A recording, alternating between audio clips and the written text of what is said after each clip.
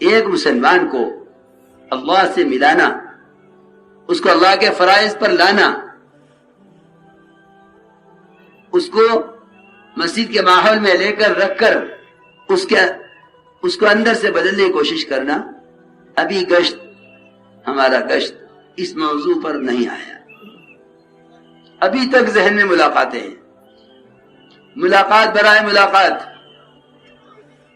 میں عرض کر رہا تھا کہ ایک صاحب مجھے خود ملے، کہنے لگے میری دکان پر، میرے مکان پر 20 سال سے گشت ہوتا ہے. 20 سال معمولی مدت نہیں ہے. 20 سال سے گشت ہوتا ہے میری دکان پر، میرے مکان پر. لوگ آتے ہیں، بات کرتے ہیں، میں کہتا ہوں اچھی بات ہے، جزاک اللہ، آپ نے بڑی اچھی بات کی. ملاقات کر کے لوگ چلے جاتے ہیں، کبھی گھر پر، کبھی دکان پر. 20 سال کے بعد ایک ایسی جماعت آئی جس نے کہا کہ ہم آپ سے بات کرنا چاہتے ہیں. کہ جماعت ہو؟ کیا جماعت ہے؟ کرو، کیا بات ہے، لیکن ہماری درخواست یہ ہے کہ ہماری بات آپ مسجد میں چل کے سن لیں. کہ مسجد میں کیوں؟ یہاں کر لو. جماعت نے کہا کہ اگر ہم آپ کو اپنے گھر بلاتے تو آپ یہ کہتے کہ کھانا یہاں بھیج دو، آپ خوش ہوتے، مجھے اپنے گھر بلا رہے ہیں، آپ آنے سے انکار نہ کرتے کہ ہاں ٹھیک بات ہے. جماعت نے کہا جب آپ میرے گھر آنے سے انکار کرنے سے شرما رہے ہیں اور انکار نہیں کر سکتے تو اللہ کے گھر میں آنے سے کیا انکار ہے. یعنی ایسی بات کی جماعت نے کہ میں شرم سے گڑ گیا، سر نہیں اٹھا سکا. میں نے کہا ٹھیک ہے چلیے. ہم لے کر آئے، وضو کرایا، لے کر بیٹھے. کہنے لگا خدا کی قسم، یہ میری اس وقت 60-65 سال کی میری عمر ہے، یہ میری زندگی کا پہلا موقع ہے کہ میں نے آپ کی برکت سے اللہ کے گھر میں قدم رکھا ہے. 20 سال سے گشت ہوتا ہے، مجھ سے کسی نے نہیں کہا کہ مسجد آ جاؤ. میری زندگی کا یہ پہلا موقع ہے. اگر میں مر جاتا اس حال میں، میری زندگی کا پہلا دن ہے یہ کہ میں نے اللہ کو سجدہ کیا ہے. 20 سال سے میں ان گشت کرنے والوں کی باتیں سنتا ہوں. یہ سنت کیا ہے؟ سنت ہی دین ہے. یہ سنتیں صرف عادات عبادات میں نہیں ہیں. جس طرح سنت عادات اور عبادات میں ہے، اس طرح سنت دعوت بھی ہے، کیونکہ تربیت مطلوب ہے. اس لیے میرے عزیز دوستو، جتنے امت پر حالات ہیں، فتنے ہیں، قرضوں کے، قحط سالیوں کے، سیلابوں کے، مقدمات کے، بیماریوں کے، یہ سب اللہ کے غصے کے مظاہر اور اللہ کے غصے کے اسباب ہیں. اور مساجد کا آباد کرنا، حدیث میں آتا ہے اللہ کی طرف سے آنے والے وہ عذاب جو مقدر ہو چکا ہے، اللہ اس کو ہٹا دیتے ہیں. اس لیے ہم اس بات کا دل سے عزم کریں، سب پورا مجمع، اپنی مسجدوں کو ملاقات کے دوران عمل سے خالی نہ چھوڑو. تم بازار میں ہو، گھروں کی ملاقات میں ہو، گلیوں میں ہو، ہر گشت کر. میں مولانا صاحب کی بات آپ سے عرض کرتا ہوں، حضرت فرماتے تھے ایسے گشت کیا کرو جیسے سیلاب سے لوگوں کو بچا کر نکال کر خشکی میں لایا جاتا ہے. زلزلہ کہیں آ جائے تو ملبے سے دبے ہوئے لوگوں کو بچا کر کھینچ کر نکالا جاتا ہے. اس فکر سے گشت کیا کرو گویا مسجد سے باہر کا سارا ماحول وہ نقصان میں اور امت کی ہلاکت کا ماحول ہے. یہاں سے کسی طرح بچا کر ایک مسلمان کو اللہ کے گھر میں داخل کرنا ہے. اس فکر سے گشت کیا کرو. اس لیے ہمارے کام کا اصل طریقہ یہ ہے، کیونکہ بات پہنچانا تبلیغ نہیں ہے، تربیت کا ہونا اصل کام ہے، اور تربیت کی جگہ مسجد ہے. صحابہ کرام کے خوب واقعات دیکھو، خوب غور سے پڑھو، خود دیکھو سیرت کو. اگر یوں کہو کہ فلاں یہ کہہ رہا ہے تو یوں کہو کہ فلاں یہ بھی کہہ رہا ہے، فلاں یہ بھی کہہ رہا ہے. سیرت کو دیکھو گے تو کام پر بصیرت بڑھے گی، سیرت کو دیکھو گے کام پر بصیرت بڑھے گی۔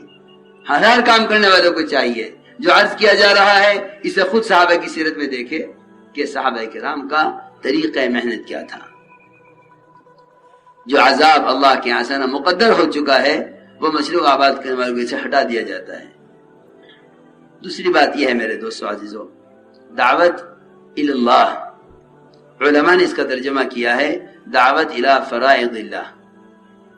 دعوت کا مطلب بات پہنچانا نہیں ہے، دعوت کا مطلب ہے عملی طور پر اللہ کے بندے اللہ کے فرائض پر آئیں۔ میں نے پہلا فریضہ عرض کر دیا ہے ایمان، پہلا فریضہ میں نے عرض کر دیا ایمان۔ گشت ایمان کے حلقوں پر جمع کرنے کے لیے ہوا کرتا تھا۔ دوسرا فریضہ نماز ہے، نماز کی ادائیگی پر امت کو لانا۔ مسجد میں آنے والوں کو لے کر بیٹھو، خوشامد کرو، نماز کے وعدے بتاؤ، تھوڑی سی وعید بھی بتلا دو۔ نماز نہیں پڑھنی آتی ہے تو سکھلاؤ، یہی سنت ہے۔ آپ نماز خود سکھلاتے تھے، آپ مشغول ہوتے تو صحابہ سکھلاتے تھے۔ عمر رضی اللہ تعالیٰ عنہ منبر سے التحیات اس طرح سکھلاتے تھے جیسے بچوں کو حروف کی تلقین کی جاتی ہے، حروف سکھلائے جاتے ہیں۔ اس طرح ہمیں نماز کی ادائیگی پر امت کو لانا ہے۔ ہمارا کام صرف ترغیب دینا نہیں ہے، ترغیب عمل کی طرف آنے کے لیے ہے، عمل کی طرف لانے کی کوشش دعوت ہے۔ ترغیب دعوت کا ایک جز ہے، ترغیب دعوت کا ایک جز ہے۔ ترغیب صرف تبلیغ نہیں ہے، ترغیب کل تبلیغ نہیں ہے، ترغیب دعوت کا جز ہے۔ ترغیب ہوتی ہے کسی عمل کو وجود میں لانے کے لیے۔ ہم نے صرف ترغیب پر کام کو چھوڑ کر تعلیم اور ادائے فرائض سے ہم غافل ہو گئے۔ میں کچھ کہہ رہا ہوں، مجھے سچی سچی بتاؤ، تم اپنے گشتوں کے ذریعے کتنے لوگوں کو اس بات کی طرف آمادہ کرتے ہو کہ آپ کے علاقے میں مدرسہ ہے، آپ یہاں سے علم سیکھیں، آپ کے علاقے میں علماء ہیں، آپ ان مجلس میں جاتے ہیں؟ کبھی گشتے پوچھ لیا کسی سے؟ میں دیکھ رہا ہوں کہ تبلیغ کو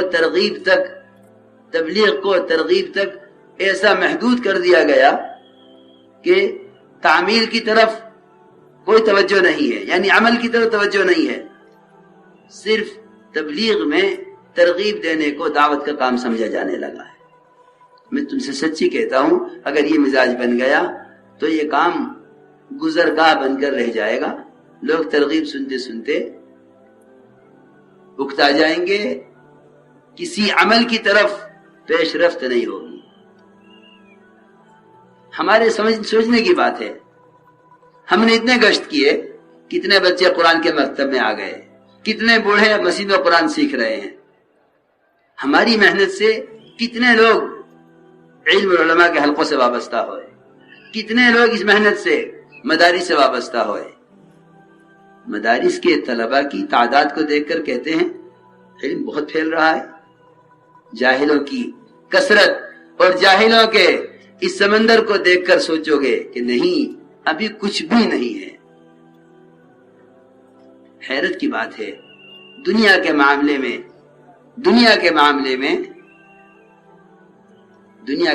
میں باقی کو دیکھتے ہیں، آمدنی کو نہیں دیکھتے، اور دین کے معاملے میں آمدنی کو دیکھتے ہیں، باقی کو نہیں دیکھتے۔ کیسا الٹا نظام ہے۔ دنیا کے بارے میں آمدنی کو نہیں دیکھتا، باقی کو دیکھتا ہے کہ باقی کیا رہ گیا۔ دین کے بارے میں آمدنی کو دیکھتا ہے، باقی کو نہیں دیکھتا۔ اور یہی وجہ ہے، علم کے ماحول میں ہے سمجھتے ہیں ساری دنیا میں علم ہے، نہیں۔ جہل کے ماحول میں جاؤ تو پتہ چلے گا کہ امت مسجد کے سائے میں رہتے ہوئے کلمہ لا الہ الا اللہ سے ناواقف ہے۔ مسجد کی زمین پر دکان ہے، نماز نہیں پڑھتا ہے۔ ہمارا کام تو بھائی ترغیب دینا ہے، اب میں تو سنتا رہتا ہوں نا، ہمارا کام تو بھائی ترغیب دینا ہے، ہدایت اللہ کے ہاتھ میں ہے۔ سوچو تو صحیح، اپنے گھر میں کھانے کے لیے بلاوے گا، 10 چکر لگاوے گا، پیر پکڑے گا، خوشامد کرے گا، آپ کے بغیر میں دعوت کروں گا ہی نہیں، آپ کے بغیر میں حقیقت کروں گا ہی نہیں. اچھا بھائی چل تبلیغ میں آتا ہے بھائی ترغیب دے دو، عمل کرنا نہ کرنا اس کا کام ہے. ہمیں کوشش کر کے امت کو اللہ کے فرائض کی ادائیگی پر لانا ہے. یہ تھی بات، سمجھا کر پیار محبت سے. اور میں جانتا ہوں لوگ سمجھتے ہیں کہ اس سے لوگ اکتا جائیں گے، نہیں. جو اللہ کے بندوں کو اللہ سے جوڑنے کی کوشش کرتا ہے اللہ اس کی کوشش کو ضائع نہیں فرماتے. اس طرح ہمیں امت کو اللہ کے فرائض پر لانا ہے. سب سے پہلی بات یہ ہے کہ نماز کو یقین میں لاؤ.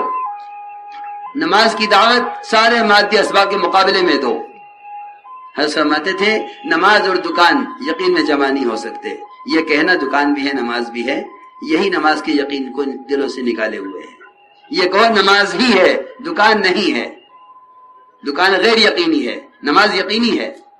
حکام غیر یقینی ہے، نماز یقینی ہے.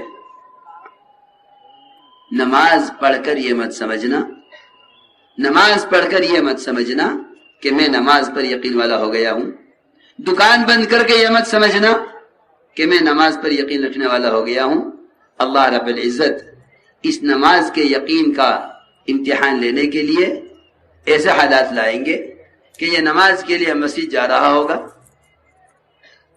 ابھی دروازے پر پہنچے گا مسجد کے قریب، پیچھے سے کوئی آئے گا کہ اس ملک کے وزیر اعظم آپ کے گھر پر اچانک آ گئے ہیں بغیر اطلاع کے، آپ کو بلا رہے ہیں. خدا کی قسم اگر یہ سوچ لیں یہاں کہ جماعت کی نماز فرض نہیں سنت ہے، نماز قضا نہیں ہونے دوں گا، پہلے وزیر سے معلوم کر لوں کیا کہتا ہے، نماز بعد میں پڑھ لوں گا کیونکہ جماعت سے پڑھنا سنت ہے فرض نہیں ہے. وزیر نے بلایا ہے تو ہمیں خیال کرنا چاہیے کیا سوچے گا کہ میں ان کے ملک کا وزیر ہوں، میرے بلانے پر آئی نہیں، حالانکہ نماز بعد ہی پڑھی جا سکتی تھی. خدا کی قسم اس نے اللہ کی بادشاہت کا انکار کر دیا، اللہ کے مقابلے میں ایک وزیر کی وزارت کو تسلیم کر لیا. بات یہ نہیں ہے کہ نماز تو بعد میں بھی ہو سکتی ہے. اگر ایمان ہے دل میں اور نماز یقین پر ہے تو کہہ دے گا اگر آپ کو اللہ مطلوب ہیں تو کلمہ پڑھ کر آ جائیے نماز کے لیے مسجد میں، یہاں ملاقات ہوگی. اگر اللہ مطلوب نہیں ہے تو انتظار کریں، ہم نماز پڑھ کر آئیں گے. خدا کی قسم اگر اس وقت امت کا ایک مجموعہ اس پر آ جائے، میں اللہ کی 100 مرتبہ قسم کھا کر کہہ سکتا ہوں ساری حکومتیں تمہارے پیروں میں آگے پڑیں گی. تم اپنا سر رکھے ہوئے ہو غیروں کے سامنے. فلاں مسائل، فلاں مطالبات ہمارے معبد کا مسئلہ نہیں، خدا کی قسم ہرگز نہیں. وہ تو ہمارے اسلام تعالی کا ملفوظ ہے. جتنے دین کے شعبوں پر مسلمان کو اختیار حاصل ہے، اگر اس نے اس میں حکم پورا نہ کیا، جبری اختیار حاصل نہیں ہے، اللہ اپنی مدد نہیں کریں گے. تم خود عمل میں پیچھے ہو، تم خود عمل میں پیچھے ہو. ہم تمہاری نصرت اس نور میں کیسے کر دیں جس پر تمہیں قابو نہیں ہے. اس لیے نماز کو یقین میں لاؤ، نماز کو یقین میں لاؤ. نماز کے یقین میں لانا تقریر کی چیز نہیں ہے. نماز کے یقین میں لانا کوئی تقریر کرنے کی چیز نہیں ہے. نماز کو یقین میں لانے کا مطلب یہ ہے کہ تو جہاں جس حال میں بھی ہے.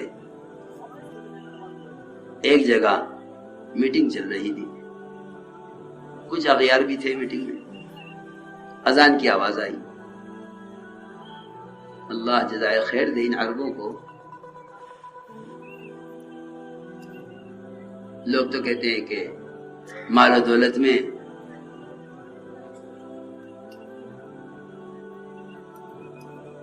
غافل پڑے ہوئے ہیں، لیکن اللہ نے ایک ایسی صفت دی ہے کہ بڑا ہو یا چھوٹا، میں نے دیکھا ہے نماز کے وقت ایسے ہو جاتے ہیں کہ گویا ان کا دنیا کی کسی حکومت سے کوئی تعلق کبھی تھا نہیں.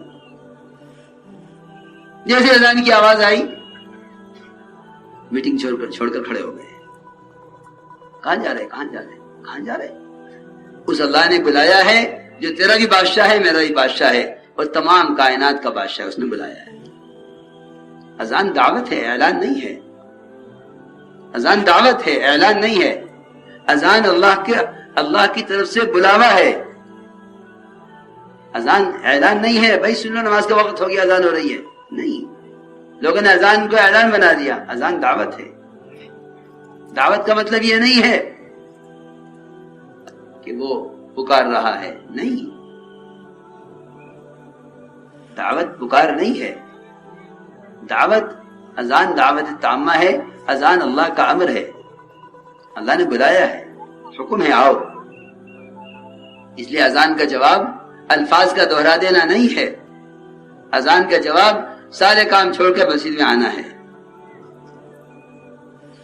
تو میں نے عرض کیا کہ اگر ایک مجموعہ ایسا ہو گیا، اللہ رب العزت اس مجموعے پر رکھ کر ہی ساری حکومتوں کو، ساری شکلوں کو ان کے سامنے جھکا کر آج بھی دکھلائیں گے. اگر ایک اکیلے تنہا صحابی پستہ قد، پھٹے ہوئے کپڑے، ٹٹو پر بیٹھ کر اگر رستم سے آنکھ میں آنکھ ڈال کے بات کر سکتے ہیں، آج دنیا میں ایسی حکومت کہیں بھی نہیں ہے. آج دنیا میں ایسی حکومت کہیں بھی نہیں ہے. یاد رکھنا، جو اللہ کے فرائض کے ادا کرنے میں، جو اللہ کے فرائض کے ادا کرنے میں قانون کی ذرہ برابر بھی رعایت کریں گے، اللہ ایسے مسلمانوں کو غیروں کے ماتحت مغلوب کر کے رکھیں گے. جو اللہ کے احکام کے مقابلے میں ذرہ برابر بھی اللہ کے غیر کی پرواہ کریں گے. حدیث میں ہے جو ہمارے غیر سے امید کرتا ہے ہم اسے اپنے غیر کے حوالے کر دیتے ہیں. جو ہمارے غیر سے ڈرتا ہے ہم اپنے غیر کو اس پر مسلط کر دیتے ہیں. نماز کو یقین میں لاؤ، نماز کو یقین میں لاؤ. جب تک نماز کو سارے کائنات کے نقشوں کے مقابلے میں پیش نہیں کرو گے، ہمارے کام کا حال یہ ہے کہ بیچارہ گھبرا جائے گا. نماز تو جانتا نہیں ہے. نماز کو جنوانے کے لیے، نماز کو سمجھانے کے لیے کہہ رہے ہیں کہ ساری کائنات کے مقابلے میں نماز یقینی ہے. دوسری مشق نماز پر اللہ کے وعدوں کی ہو. حضور اکرم صلی اللہ علیہ وسلم نے اپنے صحابہ کو، اپنے گھر والوں کو، اپنے متعلقین کو نماز کے یقین پر اٹھایا. ایک صحابی نے سوال کیا، میں تجارت کے لیے بحرین جانا چاہتا ہوں. فرمایا پہلے 2 رکعت نماز پڑھ لو. تجارت سے نہیں روکا، تجارت سے روکا نہیں ہے، لیکن یہ کہہ دیا کہ تجارت سے کامیابی نہ ہوگی، کامیابی نماز سے ہوگی. اور یاد رکھو جو اعمال کو اسباب پر مقدم کرتے ہیں یقین کے ساتھ، اللہ ان کو اسباب تک پہنچنے سے پہلے ہی ان کی حاجتوں میں کامیاب کر دیتے ہیں. جو یوں کہتے ہیں نماز بھی سبب بھی، ان کو اسباب میں کامیابی نظر نہیں آتی. باوجود عمل کے سبب میں کامیابی نظر نہ آئے گی جب تک سبب اور نماز کو برابر کا درجہ دیے ہوئے. اس لیے کہتے ہیں اسباب کو ترک کرنے کو نہیں کہتے، اسباب مؤخر کرنے کو کہتے ہیں. اسباب کو پیچھے کرو، پیچھے کرو، پیچھے کرو، پیچھے کرو. یہاں تک بھی فرماتے ہیں عبداللہ بن مسعود رضی اللہ تعالیٰ عنہ کہ جب تمہیں کوئی حاجت پیش آئے تو اگلی فرض نماز کا انتظار کیا کرو. یہ نہیں اس حاجت کو اس طرح سے پورا کر لیا جائے، بلکہ فرمایا احملوا حوائجکم علی المکتوبہ، اپنی حاجتوں کو فرض نمازوں کے لیے اٹھا کر رکھو. مؤخر کرو حاجت کو. ظہر سے پہلے حاجت پیش آئی، کون سا سبب ہے بھائی؟ دیکھنا کیا کرنا چاہیے. نہیں، ابھی انتظار کر لو، ظہر کی نماز میں 1 گھنٹہ باقی ہے. کوئی ایسا جو سوچتا ہو خوب 4 مہینے لگے، خوب ملک کا وقت لگا، لیکن اللہ مجھے معاف فرمائے، اللہ کرے ایسے حضرات ہوں چھپے ہوئے، لیکن ظاہری طور پر نظر نہیں آتا کہ کوئی پریشانی آ گئی ہو اور سب نے گھر میں اتفاق کر لیا ہو اس پر کہ 1 گھنٹہ ظہر کی نمازیں باقی ہیں، مسجد چلتے ہیں، نماز کے انتظار میں بیٹھیں گے، نماز کے بعد اللہ سے کہیں گے اللہ یہ مسئلہ ہے. تو معمولی بات تو نہیں ہے نا، کوئی نئی بات تو نہیں ہے. عبداللہ بن مسعود کا قول ہے احملوا حوائجکم علی المکتوبہ، اپنی حاجتوں کو فرض نمازوں کے لیے اٹھا کر رکھو. یہ ہے نماز کا یقین میں لانا کہ حاجتوں کو پورا کرنے کے لیے اسباب کو مؤخر کرتے چلے جاؤ. حاجت کو مؤخر کرتے چلے جاؤ یہاں تک کہ نماز کا وقت آ جائے، پھر نماز پڑھ کر اللہ سے مانگو۔ یہ مستقل مشق کرنے کی چیز ہے، مستقل مشق کرنے کی چیز ہے۔ دوسری بات یہ ہے کہ نماز اللہ کے وعدوں کا یقین پر آئے، وعدوں کا یقین پر کرنا ہے، وعدوں کی نیت نہیں کرنی ہے۔ اے اللہ نماز پڑھ رہا ہوں، یہ کام کر دے۔ یہ نماز حاجت کے لیے ہوئی ہے، اللہ کے لیے نہ ہوئی۔ حاجت کی نماز کا مطلب یہ نہیں ہے کہ نماز حاجت کے لیے، حاجت کی نماز کا مطلب یہ ہے کہ نماز اللہ کے قرب کے لیے پڑھ رہا ہوں، قریب ہو کر اللہ سے بات کہی جا سکتی ہے۔ میں دور ہوں اللہ سے، نماز اللہ کے قرب کا ذریعہ ہے، نماز کے ذریعے اللہ کا قرب حاصل کرو، پھر حاجت کو کہو۔ صلاۃ الحاجہ کا مطلب یہ ہے، کیونکہ حاجت مخلوق ہے، نماز خالق کے لیے ہے، تو نماز حاجت کے لیے تو ہو نہیں سکتی۔ نماز مخلوق، نماز حاجت مخلوق ہے، نماز خالق کے لیے ہے۔ پھر یہ کیسے کہہ سکتا ہے کہ میں حاجت کے لیے نماز پڑھ رہا ہوں؟ نہیں، نماز حاجت کے لیے نہیں ہے، نماز تو اللہ کے قرب کے لیے ہے، اور قریب والوں کی بات سنی جاتی ہے۔ اس طرح ہمیں اپنی نمازوں کو وعدوں کے یقین پر لانا ہے۔ اس کے لیے فضائل کی تعلیم ہے، اس کے لیے فضائل کی تعلیم ہے۔ ہمارے یہاں تعلیم کا مقصد صرف تھوڑی دیر بیٹھ جانا نہیں، صرف شوق پیدا کر لینا نہیں، بلکہ اسباب کی دنیا میں جا کر جو سبب سے ہونا نظر آیا ہے وہاں سے اٹھ کر آؤ، تعلیم گھر میں آ کر بیٹھو، اور یہ کہو تعلیم گھر میں بیٹھ کر اپنے دل سے کہ خدا کی